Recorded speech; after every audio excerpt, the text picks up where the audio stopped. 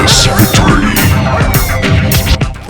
the motherfucking lady. We're covering today's top boxing news.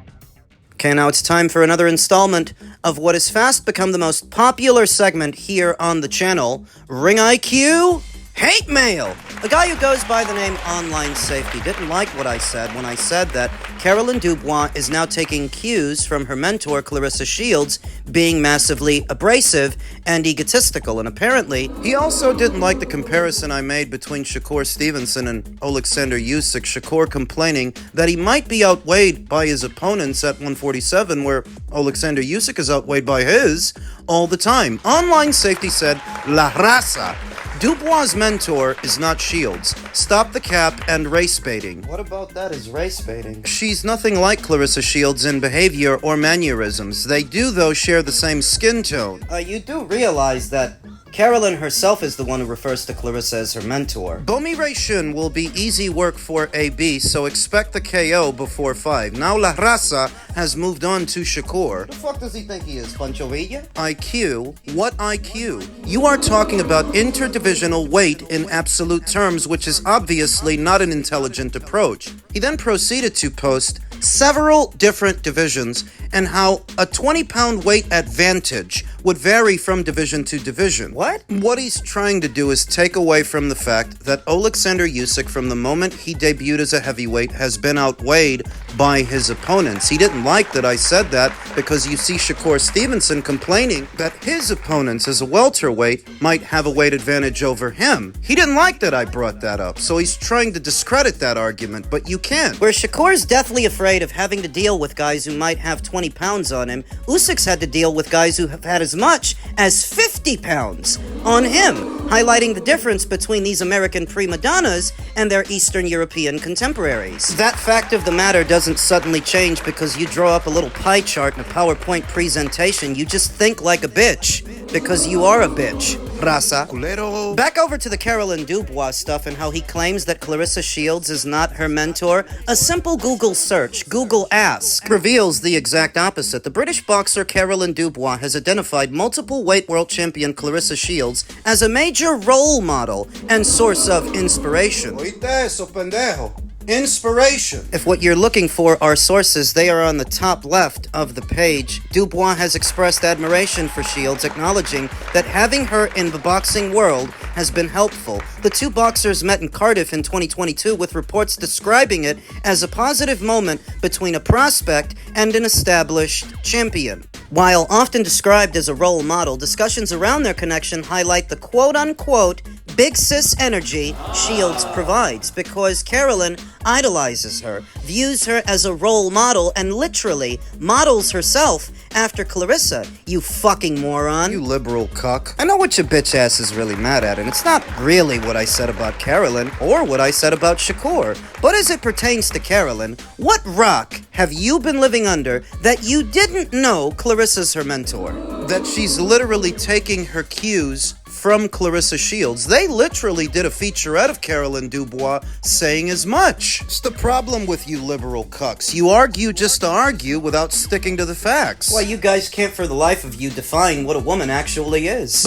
But if you're looking for a bitch, look no further than a mirror, because as it pertains to what you said about Shakur Stevenson and Alexander Usyk, you have a fighter that normally goes into almost every single fight at a height disadvantage, weight disadvantage, and he doesn't complain about it. He just gets on with it the way that a man is supposed to, as opposed to Shakur Stevenson, who's mentored by Terence Crawford. What does Shakur want to do? He wants to catch weight everybody at 147, where Terence Crawford wasn't trying to catch weight anybody at 154 when he moved up there. He didn't try to catch weight Madrimov when moving up to his fourth weight like Shakur wants to. And he didn't try to catch weight Canelo Alvarez moving up to his fifth weight. He didn't complain. Because real men just get on with it. They don't bitch and moan and look for an out to be weak or pathetic like you do with your little pie chart about ratios. Stop saying la raza. You're not raza. I can already tell you were born in the United States with all of your liberal cuck sentiments. The guys south of the border, they don't think like a bitch. like you do. God help me if I were anything like these kids, living the rest of my life looking for excuses to be weak, looking for an out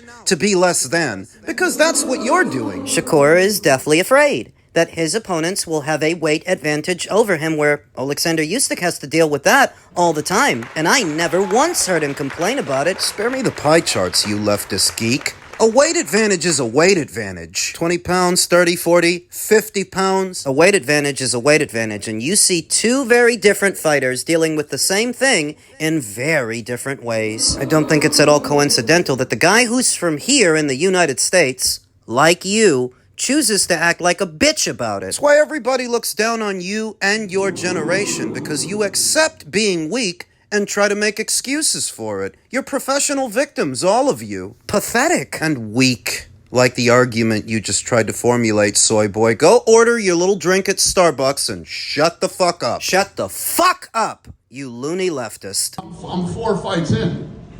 Imagine when I'm 44 fights in. We'll have all the best guys here. All the best guys are going to be here. We've done 4 events this year. Bob Arum's done 1. De La Hoya's done 1. PBC's done none. We've done 4. I just told you I might do 44 fights this year. We'll see how this all plays out. But we're definitely going to end up doing more than we had planned to do. I think the moral of this story here today is, I don't see many of these guys are so bad at what they do, I don't know how they stick around. I don't know how any of them are literally going to coexist. And they can do whatever, I mean, there's no barrier to entry, you can, they're just really bad. I don't, you know what I'm talking about, I don't have to fucking tell you. You see it, you feel it, you've been in the business. I'm just blown away by how really bad it is. I don't know how many more times I can beat a dead horse here, but yeah. You're asking me about Bob Arum. Bob Arum's been in the business for fucking 50 years. He put 1 fight on this year. He doesn't have a TV deal, as far as I know. Does Top Rank have a TV deal yet, anybody? I don't even have a TV deal. What am I going to work with him on? He has no TV deal. Guy's been around for 50 years or more. No TV deal. De La Hoya? Don't even get me fucking started on that guy. Right? PBC hasn't put a fight on. I haven't seen or heard anything from Al Heyman. I heard he's sick. I don't know what's going on with Al. And then, Eddie Hearn is the manager now. My rival, Eddie Hearn. Holy shit. Who else? I mean, who? I'm 4 fights in. These guys are fucking terrible. Have a good night. So Dana White is once again tooting his own horn after a Zuffa boxing show. Boxing community at large has not been exposed to him all that long, but they would have grown used to this from him by now. Is he really outperforming everybody in boxing, though? Some more than others. Yeah, maybe he is outperforming the PBC. I could see an argument in favor of that, and he's certainly on more stable ground right now than Oscar De La Hoya. Oscar's got so many problems, many of which are with his own fighters, and he doesn't have a TV deal right now. Neither does Top Rank. Maybe, in some ways, Dana White is outperforming Oscar. With Top Rank, it's a little bit different, because while they only did do 1 show, that 1 show they did was bigger in terms of scale than any of the shows Dana's done. Zayas versus Baru was certainly bigger than Charles Martin versus F.A. Ajagba or Opataya versus Glanton. In terms of scale and in terms of finance, which show do you think sold more tickets? Zayas versus Baru or any of the smallest shows that Dana's done at the UFC Apex? Those are very intimate shows. I don't mind it. But those are not that far removed from club shows. And you probably can do a lot of small shows like that, but in doing more of them, are you actually outperforming Top Rank? I don't think for a second they're outperforming Matchroom. Matchroom is doing shows consistently, and the last one they did, the rematch between Lee Wood and Josh Warrington, was bigger by and large than any of the 4 shows Dana's done at Zuffa. You would have to put all 4 of those shows together to equal what Matchroom did in 1. So how are you outperforming them? Dana said they plan on doing a lot more shows than what they originally anticipated they do, and you can when you've got guys like Charles Martin and F.A. Ajagba headlining, but Matchroom would never get away with putting on a card like that. They'd get laughed at. They're only giving you a pass because you're new.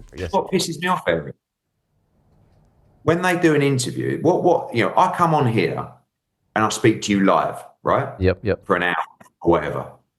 Have I ever contacted you and gone, all right, you can only ask certain questions. You have to send it through to me before. And this is what annoys me is they're doing it. Dana's doing interviews with UK outlets, and they're telling them the questions they're allowed to ask, and they're asking to see the interview before it even goes out. Where Muggins here is just sitting in an airport lounge with Cole McGuigan in my face for 50 minutes. Like I don't even know what I'm saying. I'm just telling you the truth from here. So it's like I'm listening to these guys asking questions, and it's like no one's pushing him. No one's really actually asking him any serious questions. So like, what about this question? What's next for Jai Alpertai? Give me 5 opponents he could fight. Like, you don't even know. It's the mad thing about it. But no one really asks any proper questions. And all it is a huge machine that you can't actually get close to and ask the real questions.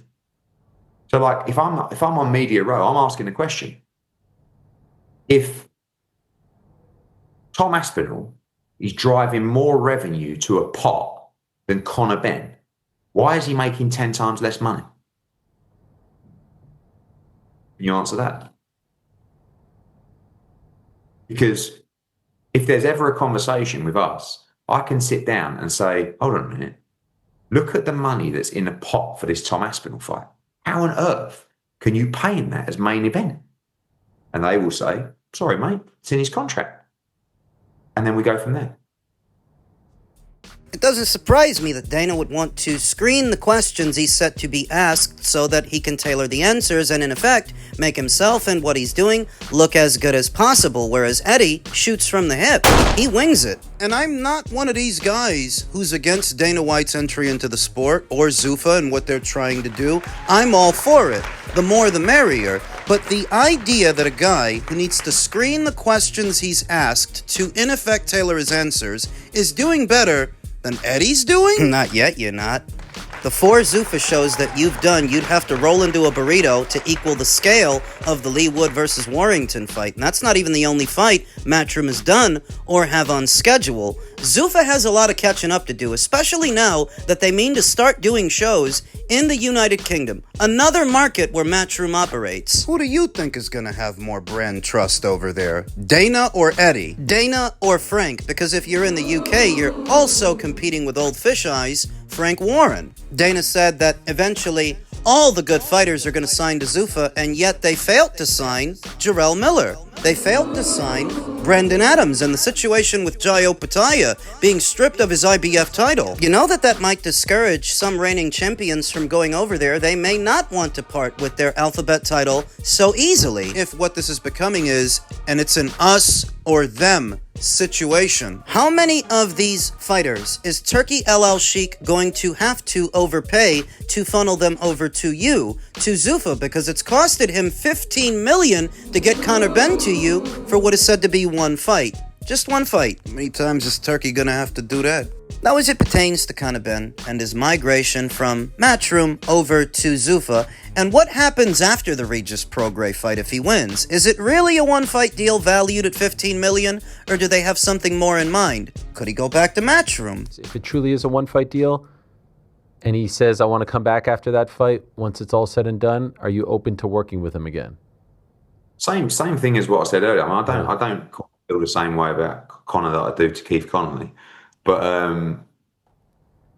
again, a million miles away, because there'd have to be a conversation. Like, until you're actually, it's not like, oh, there could be an opportunity with Eddie, I'll give him a call. It's like you have to actually accept that you've done wrong. And I think one of the problems is I don't think he thinks he's done anything wrong. So I don't know. Like, I was a very, very, very fond of Conor Benn. Like, to the point where, there were some very, very serious conversations that we had, and very emotional conversations during the journey, where I had to make some very tough decisions about what I was going to do, and I decided to back him and despite everybody saying to me, mate, just leave it. Just let him deal with it. Just, you don't have to get involved in all this. You know, all the advice for me was, this is terrible for you. Like, why are you coming out and just fighting his corner every day on every platform in these big interviews? Just leave it. So no, like, we're a team and I've got his back and I won't stop fighting for him. So that's what makes it particularly difficult. And that's what I figured, that even though I've often maintained that Eddie Hearn's kind of guy that can put hard feelings aside in the name of business, when it comes to Conor Benn, that would still be a tall ask, because he was jumping in front of bullets for that kid in a way that A lot of different fighters with a lot of different promotional outfits test positive for banned substances, but their promoters don't jump in front of bullets for them like Eddie did for Conor. You didn't see Frank Warren jumping in front of bullets for Dennis McCann when he popped. Yeah, you didn't really see Bob Arum or Carl Moretti or Todd Duboff jumping in front of bullets for Oscar Valdez when he popped. They let the situation sort itself out, but they didn't stick their neck out for that guy. Oscar didn't stick his neck out for Ryan Garcia when he popped. And what about at the PBC? When Alberto Puello popped hot for a banned substance, did anybody over there give any semblance of a damn? a fuck. Did you see anybody doing for Alberto Puello what Eddie Hearn was doing for Conor Benn? Yanni Beck just popped hot. Did anybody do for him what Eddie Hearn did for Conor? I saw Simon Jordan try to dismiss all of this as being business-oriented. He was just doing what was best in the name of business. But we see that a lot of fighters that end up in the same situation as Conor, They don't have an Eddie Hearn going up to bat for them. so there are enough hard feelings there that I don't think Conor Benn can go over to Zuffa, do what he does, then go back to Matchroom like everything's normal. Even if a part of me feels like Eddie Hearn is somewhat hamming it up for the cameras to sway favor in his favor, that he's the victim of a betrayal. Well, in some ways he is. This is just me bouncing ideas around. That in spite of those reports, I don't think Conor Benn's deal is a one-fight deal. You don't kick out that kind of money to a fighter to just use him once. I think for the foreseeable future, Conor's gonna be at Zuffa. The relationship with Matchroom is dead, at least for now. I think it would be some years before Conor Benn can go back to Matchroom without it being very awkward. Immediately after Jarrell Miller bungled the Anthony Joshua fight in New York, you figured then and there that Matchroom is never going to work with this guy again. Some years later, Eddie Hearn has softened his stance, so I think it would take some years before he softens his stance on Conor. Enough that we don't need to spend a lot of time on this. The immediate future for Conor does not involve Matchroom, and he knows that. That's why he took the money, and that's why he went over there. He knew what he was doing.